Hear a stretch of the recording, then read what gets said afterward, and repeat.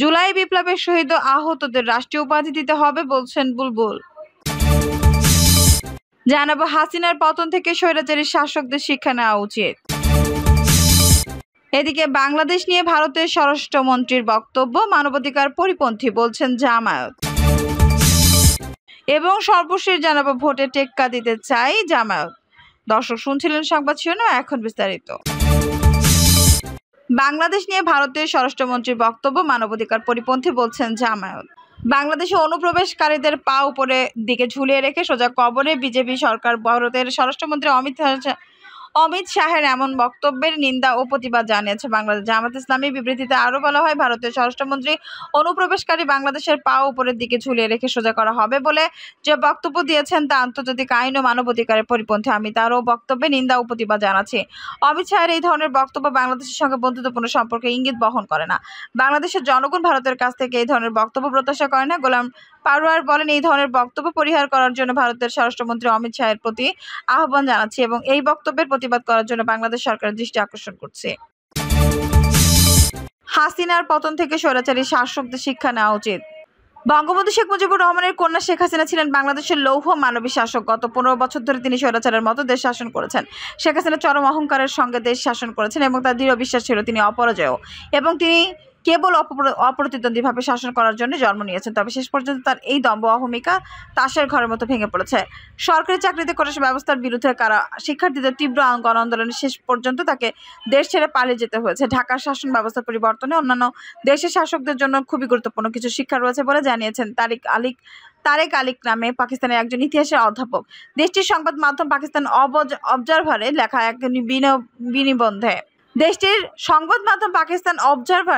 এক নিবন্ধে তিনি বলেছেন, হাসিনার অধীনে বাংলাদেশ সবসময় ভারতের মোদী সরকারের সার্বিক সমর্থন ও সহযোগিতা পেয়েছিল এবং এক পর্যায়ে বাংলাদেশ কার্যকরভাবে তার শক্তিশালী প্রতিবেশীর একটি স্যাটেলাইট দেশ পরিণত হয় আর এই বাংলাদেশের জনগণের মধ্যে ক্ষোভের সৃষ্টি করে।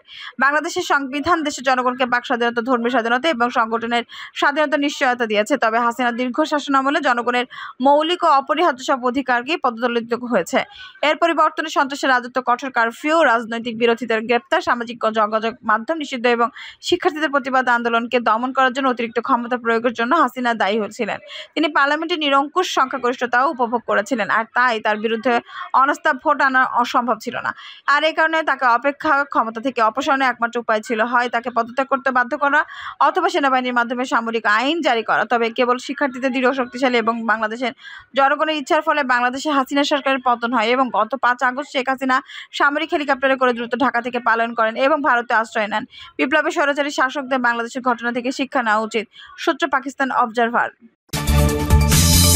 জুলাই বিপ্লবের শহীদ ও আহতদের রাষ্ট্রীয় উপাধি দিতে হবে বলছেন বুলবুল। জুলাই বিপ্লবে যারা শহীদ এবং আহত হয়েছেন তাদেরকে রাষ্ট্রের বীর সন্তান উপাধি দেওয়ার দাবি জানিয়েছেন বাংলাদেশ জামায়াত ইসলামী কেন্দ্রীয় নির্বাহী পরিষদ সদস্য ও ঢাকা মহানগরী দক্ষিণ আমির মোহাম্মদ নুরুল ইসলাম বুলবুল বলেন, আমরা রাষ্ট্রের কাছে দাবি জানাই ফ্যাসিস্ট সরকার এবং তাদের দোসররা বাংলাদেশ থেকে হাজার হাজার কোটি টাকা বিদেশে পাচার করেছে। সেই টাকা দেশে ফিরিয়ে এনে শহীদ এবং আহতদের পরিবারের সদস্যদের সামাজিকভাবে প্রতিষ্ঠিত করার কাজে লাগাতে হবে। আহতদের উন্নত চিকিৎসার জন্য বিদেশে পাঠানোর ব্যবস্থা করতে হবে। ছাত্র রাজনীতি বন্ধ নয়, বরং সংস্কার করতে হবে। ছাত্রদের কল্যাণে এবং দেশের কল্যাণে ছাত্র রাজনীতিকে ঠেকে সাজানোর এখনই উদ্যোগ গ্রহণ করতে হবে। বিচার বহির্ভূত কোনো হত্যাকাণ্ডকে আমরা প্রশ্রয় দেব না। আমরা এটাকে অন্যায় এবং ফ্যাসিবাদের অংশই মনে করি। যারা সুকৌশলে একজন 5 আগস্টকে প্রশ্নবিদ্ধ করার জন্য বিচার বহির্ভূত হত্যাকাণ্ড করছে, এখনই তাদের মূলোৎপাটন করতে হবে। তিনি বলেন, ফ্যাসিস্ট আওয়ামী লীগ সরকার জুলুম নির্যাতন চালিয়ে দেশকে বসবাসের অযোগ্য ও ব্যর্থ রাষ্ট্রে পরিণত করেছিল। দুর্নীতি অনিয়মের মাধ্যমে সাংবিধানিক সকল প্রতিষ্ঠানকে ধ্বংস করে দিয়েছিল। বিচার ব্যবস্থাকে দলীয়করণ করে বিচারের নামে অবিচার শুরু করেছিল। তার জুডিশিয়াল কিলিং এর মাধ্যমে জামায়াতের 11 জন শীর্ষ নেতৃবৃন্দকে হত্যা করা হয়েছে। 16 বছরের শাসনামলে জামায়াতের 500 জন নেতাকর্মীকে শহীদ করেছে। 20,000 মিথ্যা মামলা দিয়ে লাখ লাখ নেতাকর্মীকে স্বাভাবিক জীবন যাপন করতে দেয়নি। স্বাধীন বাংলাদেশের সীমানাকে অরক্ষিত করে সীমান্ত ফেলানির মতো লাশ উপহার দিয়েছে। এমত অবস্থায় দেশ পুনর্গঠন করতে হবে। দেশপ্রেমিক শক্তির মাধ্যমে সাংবিধানিক ও গণতান্ত্রিক প্রতিষ্ঠানগুলোকে ঢেলে সাজাতে হবে। তিনি আরও বলেন, বিপ্লবোত্তর নতুন বাংলাদেশ বিনির্মাণে বাংলাদেশ জামায়াত ইসলামীর অগ্রণী ভূমিকা পালন করছে। 5 আগস্ট থেকে দুর্বৃত্তদের লুটপাট, অগ্নিসংযোগ ও চাঁদাবাজির প্রতিরোধে এবং ভিন্ন ধর্মাবলম্বীদের কোনো উপাসনালয় সহ দেশের মানুষের জনমালের নিরাপত্তা জামায়াত ইসলামী নেতাকর্মীরা অতন্ত্র প্রহরীর ভূমিকা পালন করেছে। ষড়যন্ত্রকারীদের উদ্দেশ্যে তিনি বলেন, ছাত্র ছাত্রজনতার এই ঐতিহাসিক বিজয়কে ভিন্ন খাতে প্রভাবিত করার চেষ্টা করলে এর দাঁত ভাঙা জবাব দেওয়ার হবে। এদেশের জনগণ এখন সজাগ ও সচেতন রয়েছে। কোনো কুচক্রী মহলের আর কোনো দেশ বিরোধী এজেন্ডা আর বাস্তবায়ন করতে দেবে না।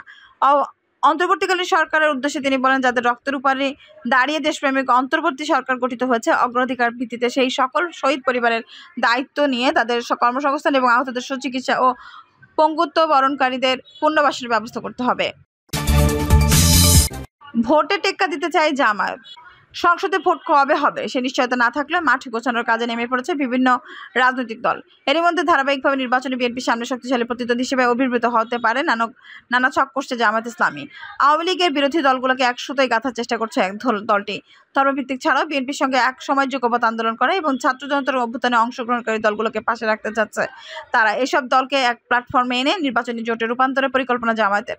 এর মধ্যে আওয়ামী লীগের বিরুদ্ধে যুগপৎ আন্দোলন করা দলগুলোর সঙ্গে মতবিনিময় সভা করে তাদের কাছে টানছে। ভবিষ্যৎ জাতীয় সরকার গঠনের মাধ্যমে ছোট বড় সব দলকে ক্ষমতার অংশীদার করার প্রতিশ্রুতিও দিচ্ছে দলটি।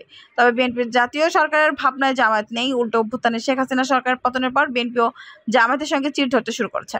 এদিকে জামায়াতের সঙ্গে আদর্শিক গুরুত্বের কারণে কয়েকটি দলের কিছু নেতার জোট গঠনে আপত্তি আছে। জামায়াত আনুষ্ঠানিক ঘোষণা না করলেও দলটির নেতা এবং যেসব দলকে জোটে আনার চেষ্টা চলছে সেই সূত্রে এমন তথ্য জানা যাচ্ছে। জামায়াত নেতারা সমকালকে জানিয়েছেন, আগামী সংসদ নির্বাচনে বিএনপির সঙ্গে জোটের সম্ভাবনা নেই। ক্ষমতাচ্যুত আওয়ামী লীগ মাঠে না থাকায় এবং ভোট পর্যন্ত পরিস্থিতি বদল না হলে নির্বাচন হতে পারে বিএনপির বনাম জামায়াত। তবে বিএনপির বিপক্ষে এককভাবে পেরে ওঠা অসম্ভব নয়। তাই আওয়ামী লীগ বিরোধী সব দলকে নিয়ে বিএনপির প্রতিদ্বন্দ্বী জোট গঠনের চেষ্টা চলছে। ছাত্র জনতার অভ্যুত্থানে নেতৃত্ব দেওয়া বৈষম্যবিরোধী ছাত্র আন্দোলনের নেতাদের জাতীয় নাগরিক কমিটি গঠন করেছেন, যা পরে রাজনৈতিক দলে রূপান্তরিত হতে পারে বলে গুঞ্জন রয়েছে। সম্ভব এই দলটি নির্বাচনে প্রতিদ্বন্দ্বী উঠতে না পারলে ভোটের মাঠে বিএনপির পরপর জামায়াতের বড় শক্তি হতে পারে। এককভাবে নির্বাচন করে 1991 সালে 12.1 এবং 1996 সালে 8.6% ভোট পেয়েছিল জামায়াত। পরে দুটি নির্বাচন বিএনপির সঙ্গে জোট করে অংশ নেয়। আদালতের রায় নিবন্ধন হারানোর কারণে 2018 সালে নির্বাচন বিএনপির প্রার্থী হন জামায়াত নেতারা। দলটির একজন নায়েবে আমির সমকালকে বলেন, বিএনপির এককভাবে নির্বাচন করে বর্তমানে পরিস্থিতিতেও 45% বেশি ভোট পাবে না। জামায়াতের ভোট 10 থেকে 12% বেশি হবে না। বাকি ভোটও আওয়ামী লীগ এবং অন্যান্য দলের নয়। বিপুল সংখ্যক ভোটার ভাসমান বিএনপি বিরোধী ভোট একদিকে আনতে বৃহত্তর জোটের বিকল্প নেই। সূত্র জানাচ্ছে, জামায়াতের সঙ্গে দুই খেলাফত মজলিস, জামিয়াতে ওলামায়ে ইসলাম জোটে রাজি। চরমনাই পীরের নেতৃত্বাধীন ইসলামী আন্দোলনকেও জোটে টানার চেষ্টা চলছে। তবে দলীয় নায়েবে আমির এবং চরমনাই পীরের ভাই সৈয়দ মোহাম্মদ ফয়জুল করিম জামায়াতের সঙ্গে জোটে রাজি নন। মুক্তিযুদ্ধ বিরোধী ভূমিকার জন্য ক্ষমা চান জামায়াতের কয়েক নেতা দল ছেড়ে এবি পার্টি গঠন করেন। ছাত্র জনতার অভ্যুত্থানে নেতৃত্ব দেওয়া বৈষম্যবিরোধী ছাত্র আন্দোলনের নেতাদের ঘনিষ্ঠ এই দলটি জামায়াতের সঙ্গে জোট রাজি নয়। ডাকসুর সাবেক ভিপি নুরুল ইসলাম নূরের নেতৃত্বাধীন গণ অধিকার পরিষদের জোটে টানার চেষ্টায় আছে জামায়াত। গণ অধিকার পরিষদের অন্য অংশের সঙ্গেও আলাপ আলোচনা চালাচ্ছে তারা। জাতীয়তাবাদী সমমনা এবং 12 দলীয় জোটকেও পক্ষে টানতে চেষ্টা চালাচ্ছে দলটি। খেলাফত মজলিসের যুগ্ম মহাসচিব মাওলানা আতাউল্লাহ আমিন বলেন, ইসলামপন্থী দলগুলোর একটি নির্বাচনী সমঝোতা হতে পারে, সেই লক্ষ্যে কথা চলছে। তবে তা বাস্তবে রূপ পেতে নির্বাচনের চাঁদ উঠতে হবে। হেফাজত ইসলাম রাজনৈতিক সংগঠন না হলেও কাউমি মাদ্রাসা ভিত্তিক দলগুলোর সাংগঠনিক সঙ্গে সম্পৃক্ত। গত 18 আগস্ট জামায়াতের আমির ডক্টর শফিকুর রহমানের সঙ্গে বৈঠক হেফাজতের যুগ্ম মহাসচিব আজিজুল হক ইসলামাবাদী বলেন, হাজারো ঐক্য কোনো কাজে আসবে না যদি না ব্যালটের যুদ্ধে একত্রিত হতে না পারি। সে বৈঠকে অন্য ইসলামী দলের নেতারা একই মনোভাব জানান। তবে জামায়াতের জোটে যেতে দলগুলোর আপত্তি আছে। চরমনাই পীরের দলগুলোর সূত্র জানিয়েছে, কেন্দ্রীয় নেতাদের মধ্যে সৌহার্দ্য থাকলেও জামায়াত এবং ইসলামী আন্দোলনের নেতৃত্বাধীন নেতাকর্মীদের মধ্যে বিভেদ রয়েছে ধর্মীয় প্রশ্নে। ফলে শেখ হাসিনার পতনের লক্ষ্যে কাছাকাছি এলেও দু দলের নির্বাচনী জোট করা কঠিন। একটি ধর্মভিত্তিক দলের নেতা নাম প্রকাশ না করার শর্তে বলেন, বিএনপির সঙ্গে জোটের ক্ষেত্রে ধর্ম বাধা না হলেও জামায়াতের ক্ষেত্রে তা হবে না। এ কারণে ভাবা হচ্ছে প্রকাশ্য জোট না হলেও নির্বাচনী সমঝোতা যেন সম্ভব নয়। তবে কবে কিভাবে নির্বাচন হবে এরপর নির্ভর করবে পরিস্থিতি, ধর্মভিত্তিক নয়। এমন ছোটগুলোকেও জামায়াতের পক্ষে ধরে রাখা অসম্ভব হবে বলে মনে করেন এবি পার্টির জ্যেষ্ঠ এক নেতা। তিনি বলেন, জামায়াত ক্ষমতায় যেতে পারবে না। বিএনপি যখন ডাকবে তখন জাতীয়তাবাদী সমমনা 12 দলীয় জোট বা গণতন্ত্র মঞ্চ কেউই তা উপেক্ষা করে জামায়াতের সঙ্গে থাকবে না। যারা বিএনপির ডাক পাবে না তারাই হয়তো জামায়াতের জোটে যেতে পারে। প্রায় 25 বছর মিত্রতা থাকলেও ছাত্র জনতার অভ্যুত্থানে হাসিনা সরকারের পতনের পর বিএনপি জামায়াতের বিরোধ বাড়ছে। দল দুটি নেতারা একে অপরকে কটাক্ষ করছেন। বিএনপি দ্রুততম সময় নির্বাচন চাইলেও জামায়াত ডক্টর মোহাম্মদ ইউনূসের নেতৃত্বাধীন সরকারকে চাপ না দেওয়ার কথা বলছে। গত রোববার বিএনপি মহাসচিব মির্জা ফখরুল ইসলাম আলমগীর সংবাদ সম্মেলনে বলেন, অভ্যুত্থানের দলটি 422 নেতাকর্মী জীবন দিয়েছেন। পরের দিনে জামায়াত আমিরের জবাব আসে, শহীদরা কেন দলের নয়, দেশের সম্পদ। এর আগে বিএনপি ভারপ্রাপ্ত চেয়ারম্যান তারেক রহমান জামায়াত ইঙ্গিত করে বলেছেন, কিছু রাজনৈতিক দল পাশে দেশের ফাঁদে পা দিয়ে কিছুদিন ধরে উল্টাপাল্টা বকছে। শুধু শীর্ষ নেতারা নন, বিএনপি জামায়াতের কর্মী সমর্থকদের মধ্যেও বাকযুদ্ধ চলছে সামাজিক যোগাযোগের মাধ্যমে। তবে দু দলের কয়েক নেতার মূল্যায়ন মাঠে আওয়ামী লীগ না থাকায় গণতন্ত্র স্বার্থে বিএনপি এবং জামায়াতের মধ্যে প্রতিযোগিতা থাকা জরুরি, নয়তো জাতীয় পার্টি যেভাবে আওয়ামী লীগ গৃহপালিত বিরোধী দলে পরিণত হয়েছে সেই অবস্থায় উদ্ভব হতে পারে।